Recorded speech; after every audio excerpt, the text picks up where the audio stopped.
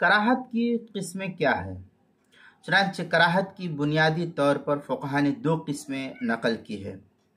پہلی قسم یہ کہ کراہت تحریمی اور دوسری قسم کراہت تنزیہی۔ ان دونوں میں فرق اور امتیاز کراہت کی دلیلوں کے اعتبار سے اولاً شمار کیا جاتا ہے۔ اگر ممانعت کی دلیل ظنی الثبوت یا ظنی الدلالہ ہے، یا یہ کہ وہ فعل ترک واجب کو شامل ہے، اس پر مکروہ تحریمی کا اول اطلاق ہوگا۔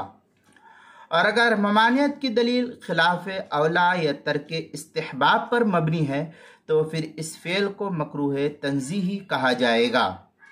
پھر کراہت تحریمی اور کراہت تنزیہی میں بھی شدت اور ضعف کے اعتبار سے فقہا نے الگ الگ مراتب اور درجات کو بیان کیا ہے، جنہیں صاحب نظر عالم اور ماہر فقیہ دلائل کی روشنی میں خود متعین کر سکتا ہے، ہر کسی کے بس کی یہ بات نہیں ہے۔